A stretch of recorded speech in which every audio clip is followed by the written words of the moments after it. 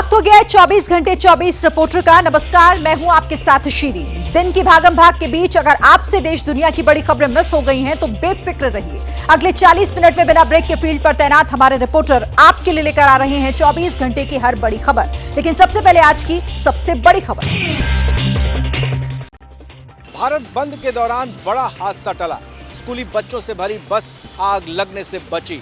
वहीं प्रदर्शनकारियों पर महिलाओं के साथ बदसलूकी करने का आरोप लगा। गोपालगंज के अरार मोड़ पर भारत बंद के दौरान ये हुआ। प्रदर्शनकारियों ने ट्रैफिक रोकने के लिए बीच सड़क पर आग लगा दी थी। इस दौरान बच्चों से भरी स्कूल बस रास्ते से गुजर रही थी। बंद समर्थकों की भीड़ के बीच बस फंस गई। बस का पहिया वहां फंसा जहां आग लगी हुई थी। बस के ठीक नीचे आग धधक रही थी। आग की लपटों से चंद मीटर दूर बस का फ्यूल टैंक था। अगर आग फ्यूल टैंक तक पहुंच जाती तो बड़ा हादसा हो जाता। बस को फंसा देख कुछ लोग आए। किसी ने आग बुझाने की कोशिश की तो किसी ने हंगामा कर रहे प्रदर्शनकारियों को रास्ते से हटाया। तत्काल बस को आगे बढ़ाया गया।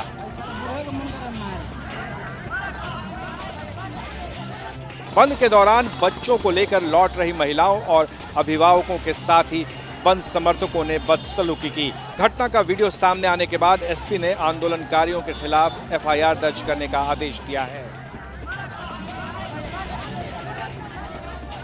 हंगामा कर रहे प्रदर्शनकारियों ने बाइक से जा रही एक महिला को घेर लिया।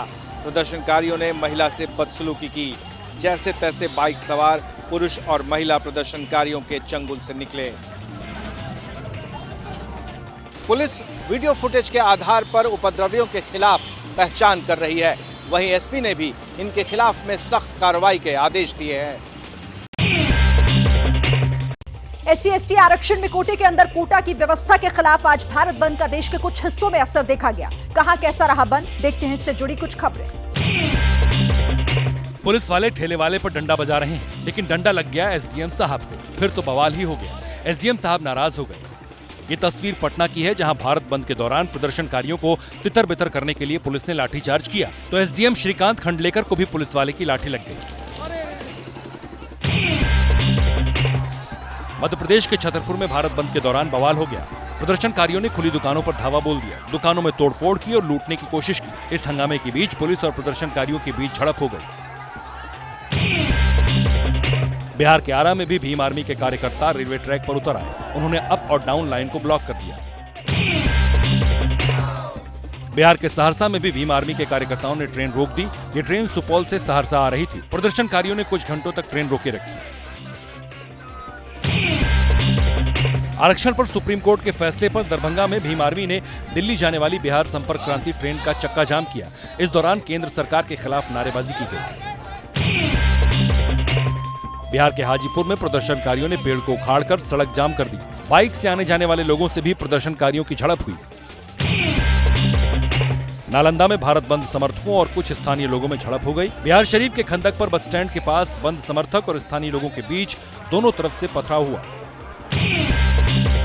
मध्य प्रदेश के बालाघाट में भारत बंद का व्यापक असर देखा गया। यहाँ दुकानें सुबह से ही बंद रहीं। हालांकि इस बंद में इमरजेंसी सेवाओं को छूट दी गई थी। राजस्थान के बूंदी में भी भारत बंद का असर दिखा। यहाँ प्रदर्शनकारियों ने बाइक रैली निकाली और बाजारों में घूमकर उन दुकानों को बंद करवाया जो खुली हुई थी। यूपी के आगरा में भी भीम आर्मी के कार्यकर्ताओं ने प्रोटेस्ट किया। कई जगह प्रदर्शनकारियों ने दुकानें जबरन बंद कराई। यूपी के गाजियाबाद इलाके में भी दलित संगठनों ने प्रोटेस्ट किया। वकीलों के एक ग्रुप ने भी कुछ देर के लिए चक्का जाम किया। झारखंड के रामगढ़ जिले में भी भारत बंद का असर देखा गया। प्रदर्शनकारियों ने टायर जलाकर और बल्लियां लगाकर सड़क जाम कर दी। वक्त पर बनाई गई संयुक्त संसदीय समिति उर्फ जेसीपी की पहली बैठक से पहले सामने आया उसका एजेंडा। मुस्लिम संगठन जेपीसी की पहली बैठक के रोज ही करेंगे विरोध। 22 अगस्त यानी कल वक्फ बोर्ड से जुड़े बिल पर बनाई गई संयुक्त संसदीय कमेटी की पहली बैठक होगी। बैठक सुबह 11 बजे शुरू होगी। एबीपी न्यूज को मिली एक्सक्लूसिव जानकारी के मुताबिक जेपीसी की पहली बैठक में अल्पसंख्यक मंत्रालय के अधिकारी मौजूद रहेंगे। ये अधिकारी जेपीसी के सदस्यों को बिल के जरिए लाए गए संशोधनों की जानकारी देंगे। पहली बैठक में कानून मंत्रालय के अधिकारी भी मौजूद रहेंगे। कानून मंत्रालय के अधिकारी मौजूदा कानून और नए कानून की जानकारी कमेटी के सदस्यों के सामने रखेंगे। वक्फ अमेंडमेंट एक्ट से उसका फायदा आम माइनॉरिटीज या अल्पसंख्यक के लोगों को मिले, बच्चों को मिले। तो सरकार चाहती है कि ये बिल देश के हित में हो। All India Muslim personal law board और जमीयत उलेमा हिंद ने जेपीसी की पहली बैठक के दिन ही विरोध करने का भी ऐलान किया है। नए वक्फ बिल का विरोध कर रहे मुस्लिम संगठन जेपीसी में शामिल जो विपक्षी दल हैं उनके और साथ साथ में जो एनडीए के सहयोगी दलों के नेता हैं उनसे मुलाकात कर चुके हैं और वो पहले ही इसको लेकर के अपना विरोध जाहिर कर चुके हैं। 2 दिन के दौरे पर जम्मू कश्मीर पहुंचे राहुल गांधी और मल्लिकार्जुन खड़गे। चुनावी तैयारियों को लेकर नेताओं और कार्यकर्ताओं से करेंगे बैठक। भारत बंद और एयरपोर्ट पर तकनीकी वजहों से राहुल गांधी और मल्लिकार्जुन खड़गे तय समय से देरी से श्रीनगर पहुंचे। श्रीनगर में कांग्रेस नेताओं ने राहुल और खड़गे का स्वागत किया। राहुल गांधी 22 अगस्त यानी कल सुबह कांग्रेस नेताओं और कार्यकर्ताओं के साथ बैठक करेंगे। कल दोपहर 1:30 बजे राहुल गांधी जम्मू रवाना हो जाएंगे। कल दोपहर 2:30 बजे राहुल गांधी कांग्रेस कार्यकर्ताओं और नेताओं से जम्मू में मुलाकात करेंगे। राहुल कल शाम दिल्ली रवाना हो जाएंगे। जम्मू कश्मीर में चुनाव प्रक्रिया शुरू हो गई है, लेकिन अब तक कांग्रेस नेशनल कॉन्फ्रेंस और पीडीपी के बीच सीट शेयरिंग को लेकर कोई चर्चा नहीं हुई है। एंटी बीजेपी वॉइसेस हैं उनको स्ट्रेंथ देने की या उनको ताकतवर उनको मजबूत करने की जहाँ पे भी ज़रूरत पड़ेगी वहाँ पे हमारी तरफ से जितना भी कंट्रीब्यूशन किसी भी पार्टी को चाहिए होगा उसके लिए हम हमेशा तैयार हैं। अपनी पार्टी ने विधानसभा चुनाव को लेकर अपना घोषणा पत्र जारी कर दिया। पार्टी ने घोषणा पत्र में पूर्ण राज्य का दर्जा, धारा 370 की वापसी, 500 यूनिट की फ्री बिजली और कश्मीरी पंडितों की घर वापसी जैसे मुद्दे शामिल है। हम इलेक्शन अपनी बुनियाद पर लड़ेंगे, इसमें किसी पॉलिटिकल पार्टी को ना साथ दे देंगे ना उनसे कोई सहयोग ले लेंगे। अपनी पार्टी हर एक सीट पर इलेक्शन लड़ेंगे। इंडिया गठबंधन में शामिल आम आदमी पार्टी ने भी जम्मू कश्मीर में अकेले चुनाव लड़ने का फैसला किया है। झारखंड के पूर्व मुख्यमंत्री चंपई सोरेन ने दिए नई पार्टी बनाने के संकेत। कहा समान विचारधारा वालों के साथ होगी आगे की राजनीति। दिल्ली से अपने गांव पहुंचने पर समर्थकों ने चंपई सोरेन का जोरदार स्वागत किया। जेएमएम से बगावत का झंडा बुलंद करने के बाद चंपई पहली बार अपने गांव पहुंचे थे। झारखंड में चंद महीने बाद विधानसभा चुनाव होने हैं। ऐसे में अब सवाल ये है कि चंपई सोरेन आगे क्या करेंगे। एबीपी न्यूज से बातचीत में चंपई ने इसका संकेत दिया। जो हमने बोला था सन्यासी लेंगे, अब सन्यासी नहीं लेंगे। क्या नया अध्याय हमने शुरू किया है। नया अध्याय में चैप्टर बनते जाता है। संगठन को बनाएंगे मेरे विचार के साथ, मेरा भावना के साथ, तो उसका साथ दोस्ती भी कर सकते हैं। चंपई सोरेन हेमंत सोरेन और जेएमएम को लेकर सोशल मीडिया पर अपना संतोष जता चुके हैं। उनके बीजेपी में जाने की अटकलें भी लगाई जा रही थीं। इस पर वो सफाई भी दे चुके हैं। हम तो आप अपना बच्चा को देखने गया, हमारा पोता को देखने गया, उस चीज को दोहराएंगे नहीं। अब नया अध्याय में हम बढ़ गया। बड़े नेता हैं और अब दिल्ली से लौट के अगर चंपई बाबू का यही मंतव्य आ रहा है कि वे अपनी अलग पार्टी बनाएंगे तो उनको पार्टी बनाना चाहिए। कोल्हान टाइगर कहे जाने वाले चंपई सोरेन की कोल्हान क्षेत्र में काफी पकड़ है। कोल्हान में विधानसभा की 14 सीटें हैं। सरकार से बड़ा संगठन को बताने वाले उत्तर प्रदेश के उप मुख्यमंत्री केशव प्रसाद मौर्य ने फिर छेड़ा योगी राग। केशव मौर्य ने प्रदेश के मुख्यमंत्री योगी आदित्यनाथ की एक बार फिर से की जमकर तारीफ। वर्तमान में हमारे मुख्यमंत्री योगी आदित्यनाथ जी के नेतृत्व में भी न राम भक्ति से समझौता है, न राष्ट्र भक्ति से समझौता है। बाबूजी के पद चिन्हों पर उत्तर प्रदेश की सरकार चल रही है। यकीन करना मुश्किल है कि ये वही केशव प्रसाद मौर्य हैं जो पिछले कुछ समय से सीएम योगी के खिलाफ बगावती तेवर अपनाए हुए थे, लेकिन अब वो जिस मंच पर भी जा रहे हैं योगी की तारीफों के पुल बांधने का कोई मौका नहीं चूक रहे। 3 दिन पहले ही उनके सीएम योगी को लेकर सुर बदलने शुरू हो गए थे। देश में मुख्यमंत्री योगी आदित्यनाथ जी जैसा दूसरा मुख्यमंत्री है क्या? प्रदेश के हमारे मुख्यमंत्री जब पूरे देश के मुख्यमंत्रियों की तुलना होती है उसमें सबसे अच्छा काम उनकी अगुवाई में किया जा रहा है, तो पीछे होना चाहिए कि आगे होना चाहिए। इस बीच आज देर शाम एक बड़ा पॉलिटिकल डेवलपमेंट हुआ। सीएम योगी के सरकारी आवास पर यूपी बीजेपी के कोर ग्रुप की बैठक हुई, जिसमें आरएसएस के पदाधिकारी भी मौजूद थे। ये बैठक सरकार, संगठन और आरएसएस के समन्वय को लेकर थी, जिसमें सीएम योगी आदित्यनाथ, दोनों डिप्टी सीएम केशव प्रसाद मौर्य और ब्रजेश पाठक, प्रदेश अध्यक्ष भूपेंद्र चौधरी, संगठन महामंत्री धर्मपाल और आरएसएस की तरफ से 2 पदाधिकारी मौजूद थे। माना जा रहा है या तो केशव मौर्य से योगी को लेकर चुप रहने को कहा गया है या फिर उत्तर प्रदेश बीजेपी में चल रहा ये घमासान 10 सीटों पर होने वाले उपचुनाव तक शांत रहेगा। रूस और यूक्रेन की वॉर के बीच पीएम मोदी का बेहद अहम दौरा शुरू। यूक्रेन से पहले 2 दिन के दौरे पर पोलैंड पहुंचे। वॉर जोन में ज़ेलेंस्की से मुलाकात करेंगे। सीज फायर को लेकर मोदी से दुनिया की उम्मीदें। 45 साल बाद पोलैंड में भारतीय प्रधानमंत्री का इस तरह जोरदार स्वागत हुआ। मोदी का यह दौरा इसलिए भी अहम है क्योंकि यूक्रेन और यूरोप की सप्लाई लाइन के तौर पर पोलैंड का अहम रोल है। दूसरी तरफ पोलैंड के साथ राजनयिक संबंधों के 70 साल पूरा होने पर कूटनीति की जड़ें और गहरी हो गई।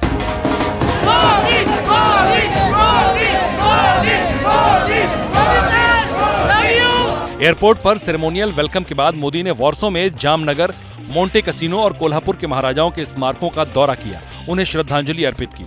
यह स्मारक भारत और पोलैंड के बीच ऐतिहासिक संबंधों की निशानी है।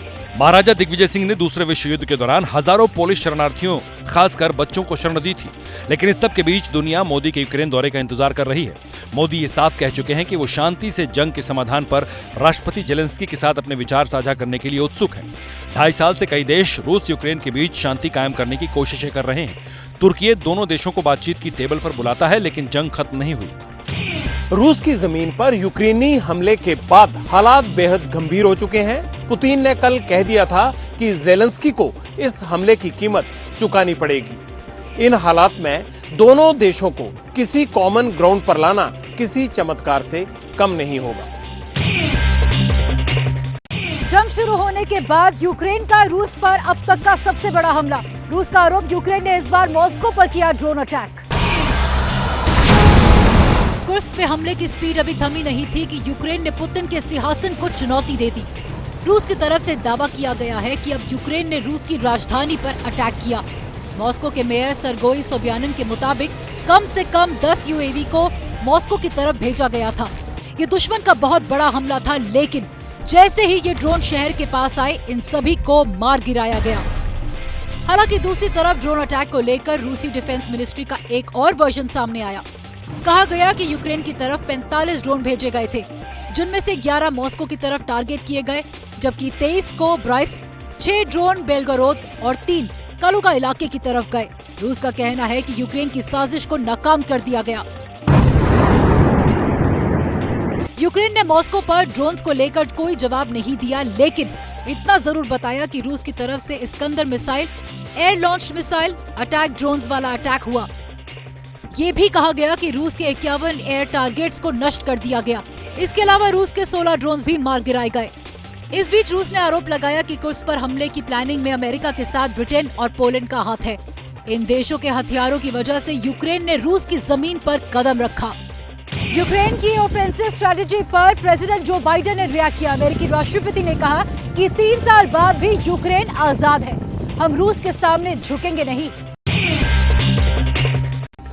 रूस यूक्रेन की जंग में कौन झुकेगा और कौन टिकेगा, इस पर चर्चा और तेज हो गई है, क्योंकि रूस के पूर्व राष्ट्रपति ने भी कह दिया है कि यूक्रेन के साथ अब कोई समझौता नहीं होगा।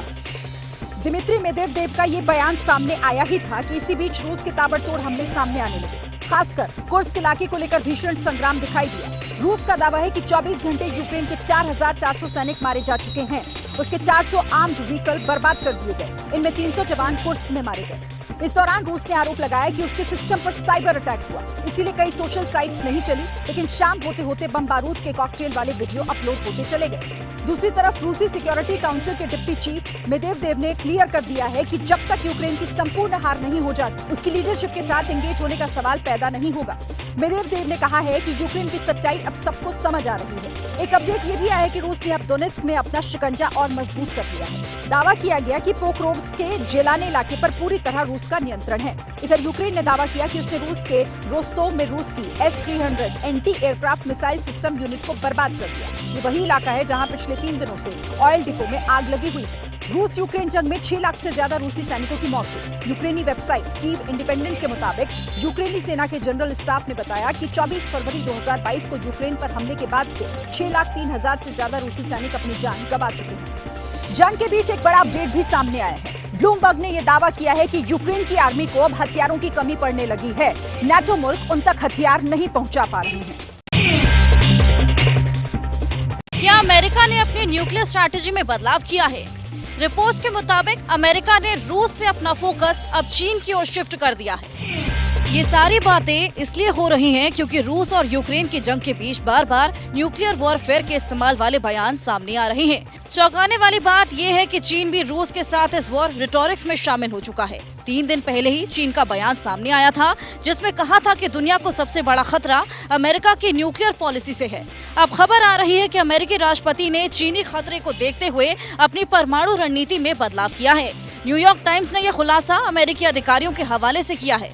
पता ये चला है कि इस मामले में बाइडेन के ऑफिस छोड़ने से पहले अनक्लासिफाइड रिपोर्ट अमेरिकी संसद को सौंपी जाएगी। रिपोर्ट के मुताबिक रूस, चीन, नॉर्थ कोरिया से खतरे को देखते हुए न्यूक्लियर स्ट्रैटेजी में एडजस्टमेंट किया गया है।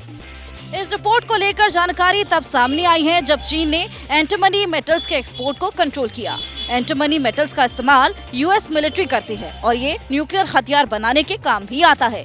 कुछ वक्त पहले अमेरिका के न्यूक्लियर स्ट्रेटेजिक कमांड की ओर से एक बयान सामने आया था। उस वक्त कमांड के चीफ रहे रिचर्ड ने कहा था कि आगे चलकर चीन और अमेरिका के बीच न्यूक्लियर वॉर देखने को मिल सकती है। ऐसे में अमेरिका को उसी हिसाब से तैयारी करनी चाहिए।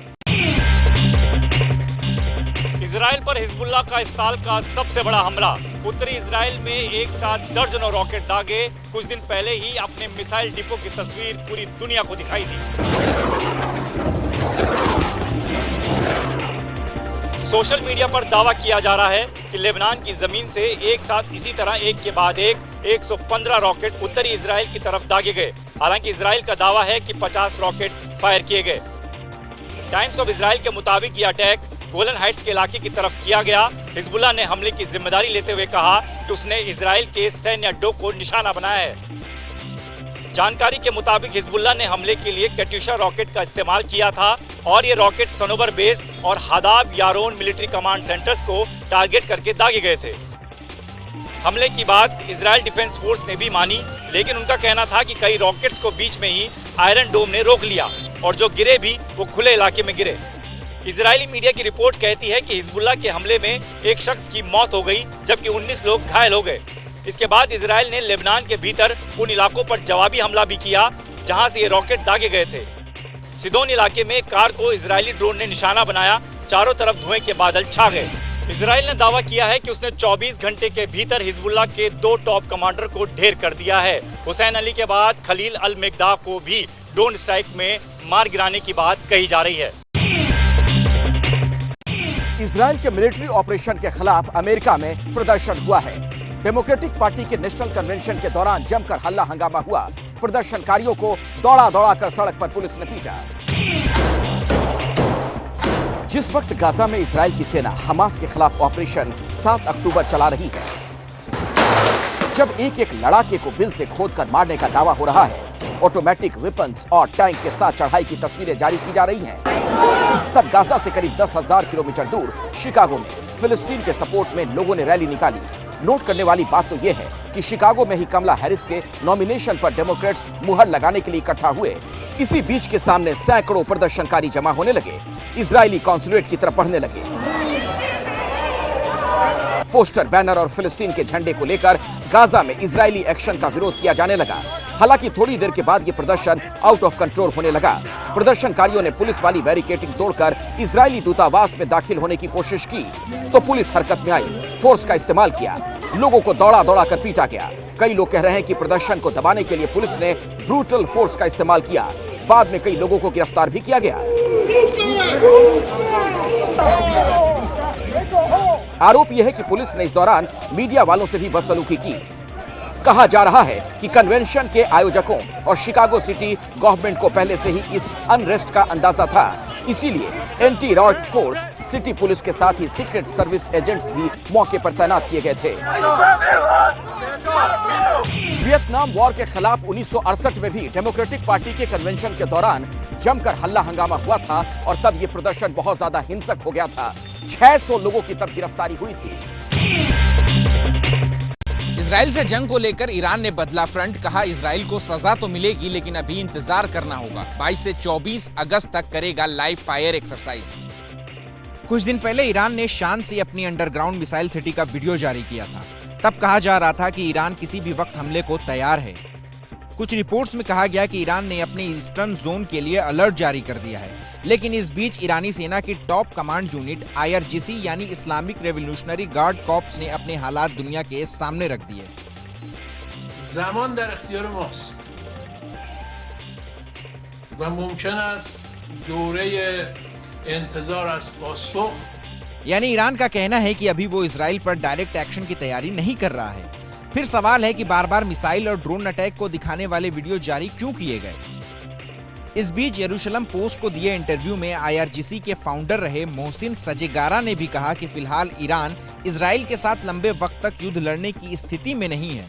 दरअसल तेहरान में हमास चीफ की हत्या के बाद एक बार फिर ईरान और इजराइल आमने सामने हैं, लेकिन खौमेनी की सिक्योरिटी का जिम्मा उठाने वाली यूनिट का कहना है कि इस वक्त इजराइल को ईरान के खौफ में रहना चाहिए, क्योंकि ईरान पिछली बार जैसा ऑपरेशन रिपीट नहीं करेगा। 4 महीने पहले ही इजराइल और ईरान के बीच डायरेक्ट वॉर की नौबत आई थी, जब ईरान ने एक साथ 300 रॉकेट इजराइल की तरफ दागे थे। ईरान ने यह कदम इसलिए उठाया क्योंकि तब सीरिया में ईरान की डिप्लोमेटिक बिल्डिंग पर अटैक हुआ था और उसमें रिवोल्यूशनरी गार्ड के टॉप कमांडर मोहम्मद रजा जहेदी मारे गए थे। इस बीच रिवोल्यूशनरी गार्ड के फॉर्मर चीफ कमांडर मोहसिन रजाई ने हमले की नई थ्योरी फ्लोट की है। रजाई ने कहा है कि ईरान सही जगह पर और सही वक्त पर हमला करेगा। पड़ोसी मुल्क पाकिस्तान में कट्टरपंथियों ने सुप्रीम कोर्ट का घेराव कर दिया। एक मौलाना ने चीफ जस्टिस की हत्या करने वाले शख्स को 1 करोड़ देने का ऐलान किया। यह सारा मामला बेहद चौंकाने वाला है। यह हंगामा, ये नारेबाजी और कट्टरपंथियों का यह हुजूम इसलिए है क्योंकि इन लोगों को पाकिस्तानी सुप्रीम कोर्ट का एक फैसला नागवार गुजरा। पाकिस्तान की सुप्रीम कोर्ट ने एक अहमदिया शख्स को राइट टू रिलीजन के तहत ईश निंदा के आरोपों से बरी कर दिया था। इसी के बाद मामला तूल पकड़ने लगा। हजारों प्रदर्शनकारियों ने सुप्रीम कोर्ट के बाहर सुरक्षा घेरे को तोड़ दिया। वो कोर्ट की बिल्डिंग के बिल्कुल पास पहुंच गए। कट्टरपंथियों को रोकने के लिए पुलिस ने वाटर कैनन चलाई, आंसू गैस के गोले दागे और लाठीचार्ज किया। दरअसल फरवरी में सुप्रीम कोर्ट ने अहमद सानी नाम के शख्स को बरी कर दिया था। कोर्ट ने कहा था कि 2021 के जिस कानून के तहत गिरफ्तारी हुई थी वो रिट्रोस्पेक्टिव यानी 2019 के केस में लागू नहीं होता। फैसले के बाद सोशल मीडिया पर इसका विरोध शुरू हुआ। जमीयत उलेमा इस्लाम के साथ तहरीके लब्बैक के लोग इसमें शामिल थे। इस बीच तहरीके लब्बैक पाकिस्तान के नेता अमीर पीर ज़हीर उल हसन शाह पर पाकिस्तान के चीफ जस्टिस को धमकी देने के आरोप में मामला दर्ज किया गया है। FIR के मुताबिक हसन शाह ने चीफ जस्टिस की हत्या करने वाले को 1 करोड़ देने का ऐलान किया था। एक और मौलाना ने चेतावनी दी है कि अगर सुप्रीम कोर्ट अहमदिया समुदाय से जुड़े मामले की समीक्षा नहीं करता है तो इस्लामाबाद में अशांति फैल जाएगी। चीन में बाढ़ बारिश ने भारी तबाही मचाई है। उत्तर पूर्वी इलाके में हजारों लोग पानी की मार झेलने को मजबूर हैं। कई लोगों को हेलीकॉप्टर से रेस्क्यू किया गया। जहां तक नजर वहां सिर्फ सैलाब ही सैलाब। चीन में इन दिनों भारी बारिश के चलते मुसीबतों का नया चैप्टर खुल गया। खासकर नॉर्थ ईस्ट चीन के लाओनिंग प्रोविंस में पानी ने लोगों की जिंदगी मुश्किल में डाल दी। जानकारी के मुताबिक कम से कम 3000 लोग बाढ़ के पानी के चलते बिल्कुल आइसोलेट हो चुके हैं। दूसरे इलाकों से संपर्क पूरी तरह से कट गया। चाइनीज मीडिया के मुताबिक बारिश के बाद हुए लैंडस्लाइड से दिक्कतों को और बढ़ा दिया गया है। इस बीच 7000 लोगों को हुलुदाओ इलाके से सुरक्षित स्थानों पर ले जाया गया। लोकल अथॉरिटीज का कहना है कि बाढ़ प्रभावित लोगों तक मदद पहुंचाने के लिए नाव के साथ साथ हेलीकॉप्टर का सहारा भी लिया जा रहा है, ताकि सैलाब में फंसे लोगों को रेस्क्यू करने के बाद उन्हें रीलोकेट किया जा सके। कुदरती आपदा से निपटने के लिए दूसरे राज्यों की डिजास्टर रिस्पांस फोर्स को भी राहत और बचाव काम में लगाया गया है। चीन में बारिश के साथ साथ गेमी तूफान ने भी तबाही मचाई है। हुनान प्रोविंस में तूफान की वजह से 50 लोगों की मौत हो गई और कई लोग अब भी लापता हैं। बांग्लादेश में पॉलिटिकल अनस्टेबिलिटी का एक और आफ्टर इफेक्ट सामने आया। ICC ने वुमेन वर्ल्ड कप को शिफ्ट कर दिया है। बांग्लादेश के बजाय अब ये मैचेस UAE में खेले जाएंगे। 5 अगस्त 2024 को इन तस्वीरों का दुनिया में क्या मैसेज गया? शेख हसीना की सरकार गिराने और फिर कई दिनों तक हिंदुओं के खिलाफ अत्याचारों को लेकर दुनिया बांग्लादेश के बारे में क्या सोच रही है, इसका नया सबूत सामने आया। 3 अक्टूबर से बांग्लादेश में महिला T20 वर्ल्ड कप 2024 का आयोजन होना था, लेकिन देश के खराब हालात की वजह से ICC ने बांग्लादेश से मैचेस को शिफ्ट कर दिए। इंटरनेशनल क्रिकेट काउंसिल ने कंफर्म किया कि वर्ल्ड कप के मैचेस UAE में होंगे। हालांकि टूर्नामेंट की मेजबानी का अधिकार बांग्लादेश के पास ही रहेगा। ICC ने 2 वेन्यू सेलेक्ट किए। 3 से 20 अक्टूबर के बीच वर्ल्ड कप के मैच दुबई और शारजाह में खेले जाएंगे। आईसीसी की तरफ से बयान में कहा गया, बांग्लादेश में महिला T20 वर्ल्ड कप होस्ट न कर पाना शर्म की बात है, क्योंकि हम जानते हैं बांग्लादेश ने एक यादगार आयोजन किया होगा, लेकिन हिस्सा लेने वाली कई टीमों की सरकार की ट्रैवल एडवाइजरी के चलते ये मुमकिन नहीं था। बांग्लादेश में आरक्षण के मुद्दे पर आंदोलन की शुरुआत होती है। हिंसा बढ़ने पर शेख हसीना को सत्ता और देश दोनों छोड़ना पड़ता है। मोहम्मद यूनुस वहां की अंतरिम सरकार की कमान संभाल रहे हैं। अंतरिक्ष में फंसी सुनीता विलियम्स की धरती पर वापसी का रास्ता मुश्किल हो गया है। एक्सपर्ट्स ने बताया कि अगर स्टारलाइनर स्पेसक्राफ्ट का इस्तेमाल किया तो जान का खतरा होगा। अमेरिकी एस्ट्रोनॉट सुनीता विलियम्स अपने साथी बुच विल्मोर के साथ जून में इंटरनेशनल स्पेस स्टेशन गई थी, लेकिन स्पेसक्राफ्ट में खराबी की वजह से 75 दिनों से अटकी हुई है। अब नासा और एक्सपर्ट ने मिलकर सिचुएशन का नया असेसमेंट किया है। पूर्व अमेरिकी सैन्य अंतरिक्ष प्रणाली कमांडर रूडी रिडोल्फी ने 3 संभावित विनाशकारी खतरे बताए हैं, जिसमें यात्रियों की मौत तक हो सकती है। अगर धरती में री एंट्री के वक्त थ्रस्टल फेल हो गए तो कैप्सूल अंतरिक्ष में उछल सकता है। तब स्टारलाइनर के पास सिर्फ 96 घंटे की ऑक्सीजन बचेगी, स्पेस यात्री फंस जाएंगे। अगर बोइंग के स्पेसक्राफ्ट का अलाइनमेंट गलत हुआ तो इस सूरत में भी धरती पर वापसी मुश्किल हो जाएगी। अगर वायुमंडल में बहुत ज्यादा एंगल पर कैप्सूल वापसी करता है तो अंतरिक्ष यान अत्यधिक घर्षण के कारण जल जाएगा और अंतरिक्ष यात्री हवा में ही मारे जा सकते हैं। नासा को दी गई अपनी रिपोर्ट में रिडोल्फी ने कहा है कि सुनीता को वापस लाने के लिए दूसरी कंपनी का स्पेसक्राफ्ट भेजा जाए। सुनीता और विल्मोर की वापसी का फाइनल फैसला कुछ दिनों में लिया जाएगा। भारत से लगने वाले बॉर्डर पर फिर से साजिशें रचने लगा है चीन। लद्दाख से लगने वाली वास्तविक नियंत्रण रेखा यानी कि LAC के पास चीन ने 6 हेलीपैड वाले एक नई हेली स्ट्रिप बनाई है।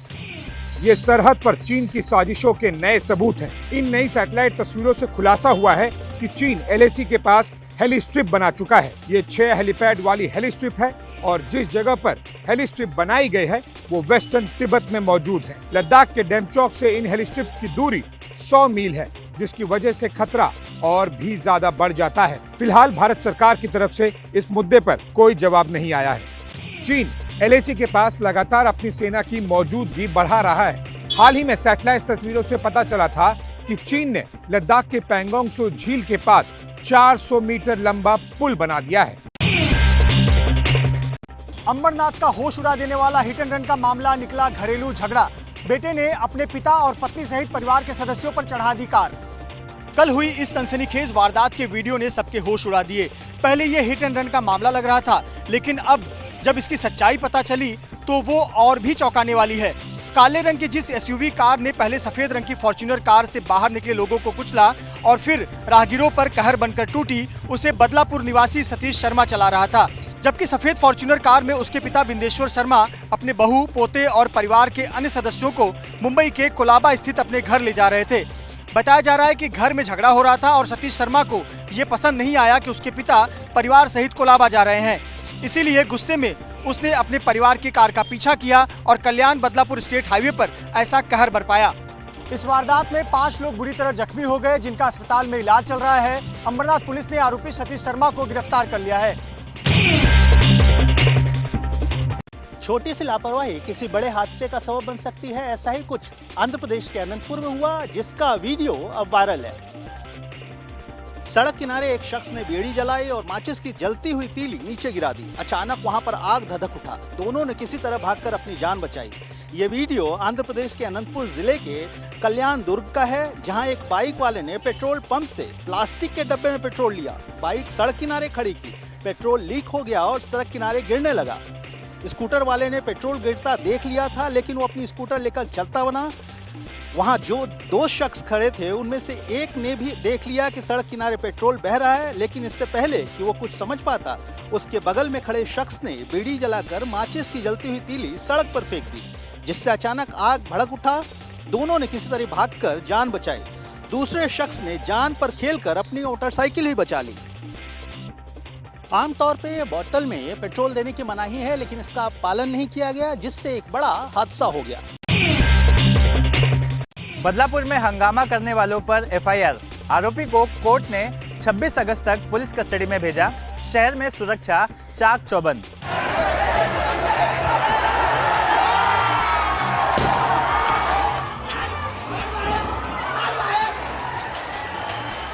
2 बच्चियों के यौन उत्पीड़न के बाद थाने के बदलापुर में हुए बवाल पर पुलिस का एक्शन शुरू हो गया है।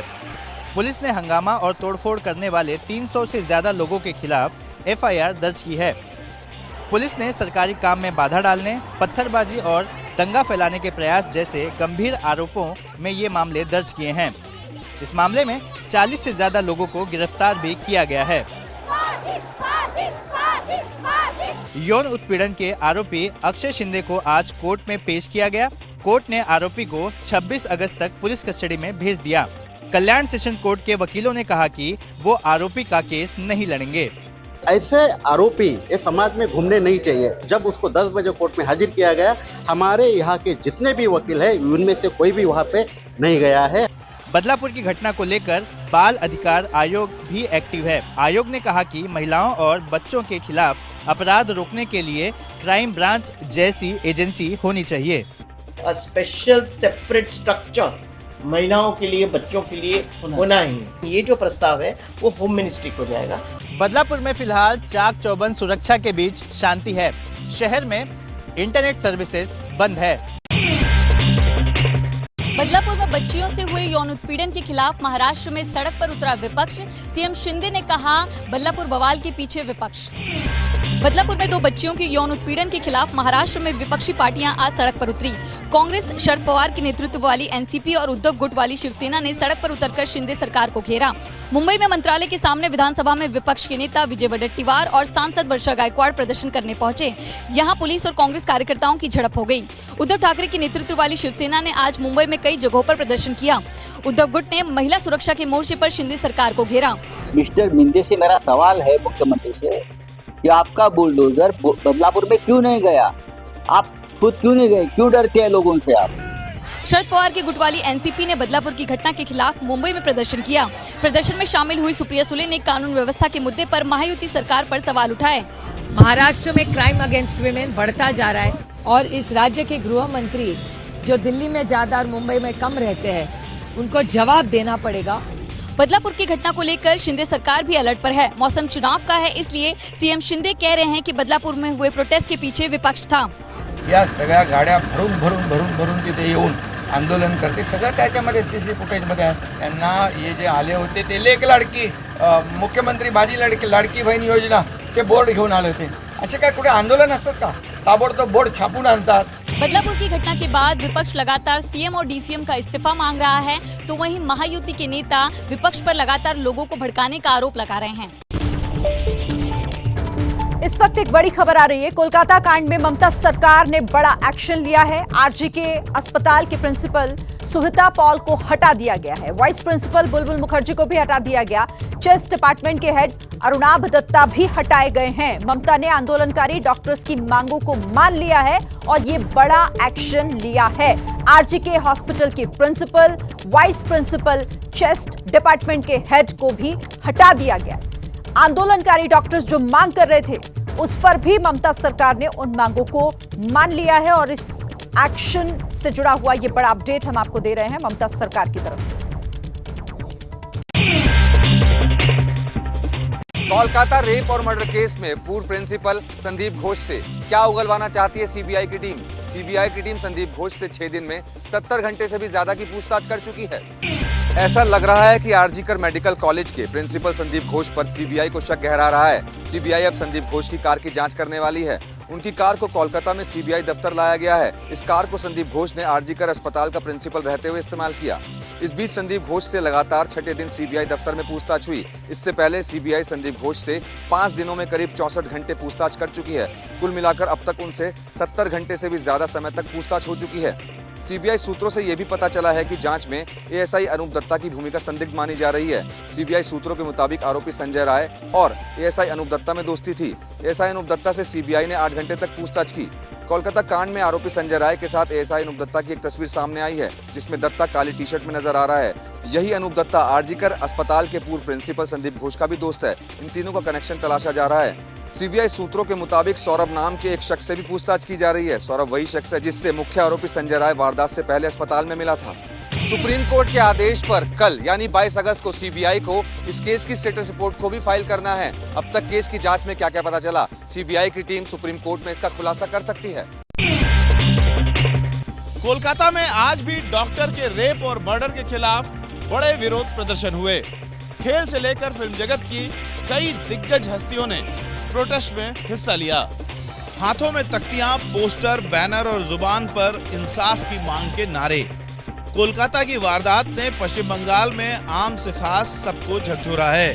कोलकाता में खेल जगत की कई नामचीन हस्तियां सड़क पर विरोध प्रदर्शन करते हुए नजर आईं। एक साथ एक मंच पर यहाँ पर जब मौजूद हैं, एक साथ जब आ जाते हैं सारे खिलाड़ी, तो किस तरह से प्रोटेस्ट होते हैं। इससे पहले आज कोलकाता की सड़कों पर डॉक्टरों का विशाल प्रदर्शन हुआ। डॉक्टरों ने सीजीओ कॉम्प्लेक्स में सीबीआई ऑफिस के बाहर भी प्रोटेस्ट किया।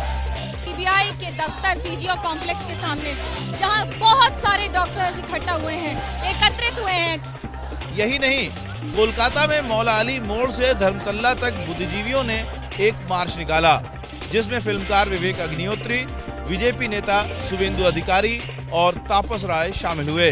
सुप्रीम कोर्ट के आदेश के बाद सीआईएसएफ ने आरजी कर मेडिकल कॉलेज और अस्पताल की सुरक्षा अपने हाथ में ले ली है। इसी अस्पताल में डॉक्टर का रेप और मर्डर हुआ था।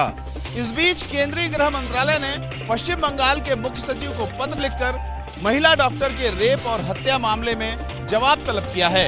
इस मामले में अब तक की गई कार्रवाई का ब्यौरा मांगा गया है। कोलकाता रेप और मर्डर केस में बढ़ रहा है जनता में आक्रोश और जन आंदोलन के साथ प्रदर्शन। ममता बनर्जी के करीबी भी नहीं खड़े हैं उनके साथ, जबकि बीजेपी मांग रही है उनका इस्तीफा। आम आदमी पार्टी ने कोलकाता कांड पर दिल्ली में प्रदर्शन किया। राजघाट पर आपने शांति मार्च निकाला। प्रदर्शन में महिला विधायक और पार्षद सभी शामिल हुए। आपने जल्द से जल्द न्याय की मांग की है। दिल्ली में एक और प्रोटेस्ट हुआ। ये प्रोटेस्ट डॉक्टरों ने जंतर मंतर पर किया। उधर बीजेपी सीएम ममता बनर्जी के इस्तीफे की मांग पर अड़ी है। कोलकाता कांड पर बीजेपी ने मेट्रो स्टेशन के बाहर प्रोटेस्ट किया और आरोप लगाया कि ममता का प्रशासन बेलगाम है। We want resignation of Mamata Banerjee. She should quit from her chair. She lost her credibility. हालांकि किसान नेता राकेश टिकैत इस घड़ी में ममता बनर्जी के साथ खड़े हैं। टिकैत ने आरोप लगाया है कि ममता सरकार को बदनाम करने का प्रोपेगेंडा चल रहा है। जहां विपक्ष की सरकार होगी वहां पे इस तरह के प्रोपेगेंडा करवाए जाएंगे। उधर कोलकाता में डॉक्टर के रेप और मर्डर पर मशहूर सिंगर उषा उत्थुप के आंसू छलक पड़े। एबीपी न्यूज से बातचीत के दौरान उषा उत्थुप ने गाना गाकर अपना दर्द जाहिर किया। ये मत कहो खुदा से मेरी मुश्किलें बड़ी हैं, ये मुश्किलों से कह दो मेरा खुदा बड़ा है। जूनियर डॉक्टर के रेप और मर्डर मामले में जिस तरह से कोलकाता देश और पूरे विश्व में प्रदर्शन हो रहे हैं, उसने ममता बनर्जी की मुश्किलें बढ़ा दी हैं। यूपी में 24 घंटे में आ सकता है 69,000 शिक्षक भर्ती मामले में समाधान का फार्मूला। भर्ती के लिए छात्र आंदोलन कर रहे हैं। लखनऊ में दिन रात प्रोटेस्ट कर रहे शिक्षक भर्ती के अभ्यर्थियों को यूपी सरकार जल्द ही बड़ा तोहफा दे सकती है। सूत्रों के मुताबिक योगी सरकार 24 घंटे में 69,000 शिक्षक भर्ती मामले में समाधान का फार्मूला पेश कर सकती है। यूपी के बेसिक शिक्षा विभाग ने आंदोलनकारी छात्रों को यह जानकारी शेयर की है। सूत्रों के मुताबिक विवाद को सुलझाने के लिए योगी सरकार सही ओवरलैपिंग करके ओबीसी अभ्यर्थियों को आरक्षण का लाभ देगी। ओबीसी के जो कैंडिडेट अनारक्षित लिस्ट में क्वालिफाई करते हैं, उन्हें ओवरलैपिंग के जरिए अनारक्षित श्रेणी में ही रखा जाएगा। इसके बाद ओबीसी का 27% कोटा भरा जाएगा। सामान्य वर्ग के अभ्यर्थियों के समायोजन के फार्मूले पर भी विचार किया जा रहा है। इलाहाबाद हाईकोर्ट ने 16 अगस्त को बड़ा फैसला सुनाते हुए सहायक शिक्षक भर्ती की मेरिट लिस्ट को रद्द कर दिया था। कोर्ट ने सरकार को नई मेरिट लिस्ट बनाने का निर्देश दिया था। इस फैसले से पिछले 4 साल से नौकरी कर रहे हजारों शिक्षकों की नौकरी पर संकट खड़ा हो गया है। कोर्ट के आदेश के बाद बेसिक शिक्षा विभाग को 3 महीने में नई सूची जारी करनी है। नौकरी पर संकट से डरे हजारों अभ्यर्थी लखनऊ में प्रोटेस्ट कर रहे हैं।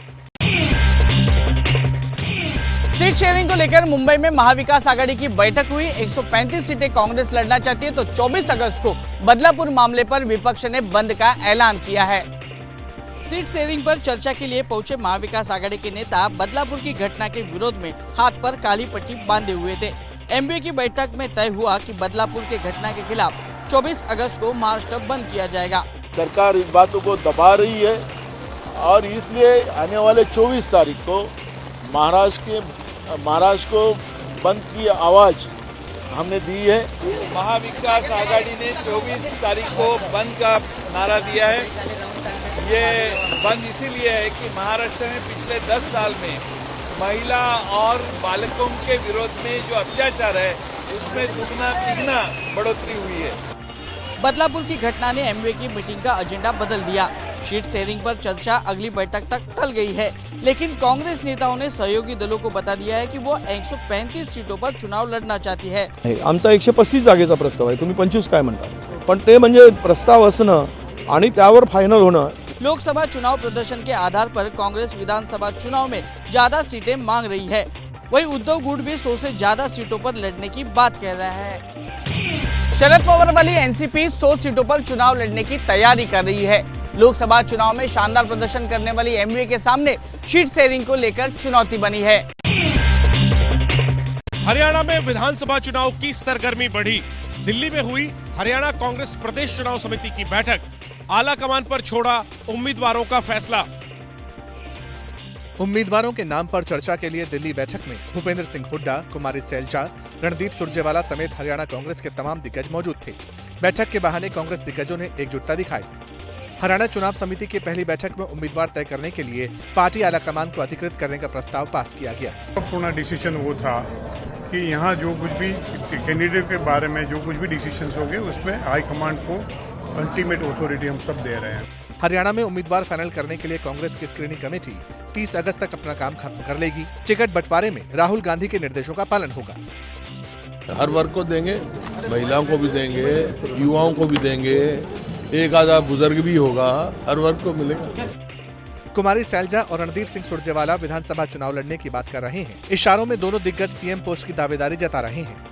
इस बीच भूपेंद्र सिंह हुड्डा ने जेजेपी के विधायक रामकरण काला को कांग्रेस में शामिल कराया। अब तक बीजेपी और जेजेपी में रहे 40 बड़े नेता कांग्रेस में शामिल हो चुके हैं। लोकसभा चुनाव में शानदार प्रदर्शन के बाद हरियाणा में कांग्रेस को इस बार विधानसभा चुनाव में वापसी की उम्मीद है, लेकिन कांग्रेस के सामने चुनौती टिकट के दावेदारों को एडजस्ट करने और पार्टी में एकजुटता बनाए रखने की है। हरियाणा में विधानसभा चुनाव की तैयारी में जुटी बीजेपी। चुनाव से पहले पार्टी में असंतोष के सुर। हरियाणा को लेकर बीजेपी में भी चुनावी सरगर्मी तेज हो गई है। उम्मीदवारों के नाम पर चर्चा के लिए 22-23 अगस्त को हरियाणा प्रदेश चुनाव समिति की बैठक गुरुग्राम में होगी। 25 अगस्त को हरियाणा पर बीजेपी की राष्ट्रीय चुनाव समिति की बैठक हो सकती है। 26 अगस्त तक पहली सूची बीजेपी जारी कर सकती है। बीजेपी की पहली लिस्ट में 25 से 30 प्रत्याशी हो सकते हैं। उनकी घोषणा है खटाखट 8,500 रुपये आ जाएंगे। हमारा संकल्प है, हमने ये भी निर्णय किया है कि फटाफट जो हम कहें उसको हम पूरा करें। विधानसभा चुनाव की तैयारी में जुटी आम आदमी पार्टी ने करनाल में बैठक की। पार्टी नेताओं ने कहा कि वो अपनी गारंटी का रजिस्ट्रेशन करेंगे। आने वाले कुछ दिनों में आम आदमी पार्टी जो केजरीवाल जी ने जो गारंटी दी थी उसका रजिस्ट्रेशन करेंगे, हर घर में जाएंगे। हरियाणा में तीसरी बार सत्ता में वापसी के लिए बीजेपी पूरी ताकत लगा रही है। बीजेपी को भरोसा है कि चुनाव से पहले नाराज नेताओं को मना लिया जाएगा। हरियाणा में गोपाल कांडा और रंजीत चौटाला की लड़ाई ने बढ़ा दी बीजेपी की मुश्किल। रंजीत चौटाला ने अपनी पार्टी से कहा, सम्मानजनक तरीका अपनाओ वरना अपने तरीके से लड़ूंगा चुनाव। बीजेपी नेता रंजीत चौटाला और बीजेपी के सहयोगी गोपाल कांडा के बीच इस झगड़े की जड़ में है रानिया विधानसभा सीट, जहां से गोपाल कांडा ने अपने भतीजे को उम्मीदवार घोषित कर दिया है। ये बात रंजीत चौटाला को बहुत नागवार गुजरी है। और अपने बेटे को वहां रानिया में कैंडिडेट खड़ा करना ये कुछ मुझे ठीक नहीं लगा। बीजेपी तय करे कि अगर रणजीत सिंह चाहिए तो हलोपा को दूर करेगा, अगर हलोपा को रखेंगे तो रणजीत सिंह अपना रास्ता तय करेगा। एचएलपी के प्रमुख और सिरसा से विधायक गोपाल कांडा ने रंजीत चौटाला पर बहुत तल्ख टिप्पणी की है। कांडा ने कह दिया, रानिया में रंजीत की जमानत जब्त होगी। चौधरी रंजीत सिंह जी का 90 सीटों पे जनाधार नहीं, उनका 90 सीटों पे बंटाधार है। इनका जनाधार क्या है, इनको कोई लाइक नहीं करता कहीं भी। कांडा और चौटाला की लड़ाई इस कदर बढ़ गई है कि हरियाणा के मुख्यमंत्री नायब सिंह सैनी तक इसमें बोलने से बच रहे हैं। चौधरी रणजीत सिंह चौटाला जी हमारी सरकार में मंत्री हैं और लोकसभा का चुनाव भी लड़े हैं। पार्टी ने उनको चुनाव लड़ाया है हिसार से, और कोई ऐसी लड़ाई नहीं है। रणजीत चौटाला रानिया सीट से निर्दलीय चुनाव जीत चुके हैं और बीजेपी सरकार में मंत्री बने। हाल के लोकसभा चुनाव में वो हिसार से बीजेपी उम्मीदवार थे, लेकिन जीत नहीं पाए थे। 24 घंटे 24 रिपोर्टर में आज के लिए फिलहाल इतना ही। कल रात 9:40 पर आपसे फिर मुलाकात होगी। तब तक के लिए खबरों के अपडेट के लिए आप देखते रहिए एबीपी न्यूज। जैसे ही घड़ी का काटा दोपहर 2:30 पे आए, बबीता जी का दिल सास बहू साजिश के लिए मचल जाए। और ये है इनकी बहू, पूरे दिन ऑफिस की टेंशन हो जाए गॉन जब ये करें अपना फेवरेट शो फ्री टाइम पे ऑन। इनकी तरह आप भी देखिए अपना फेवरेट शो अपने टाइम पर और डाउनलोड कीजिए एबीपी लाइव ऐप अपने स्मार्ट टीवी पर।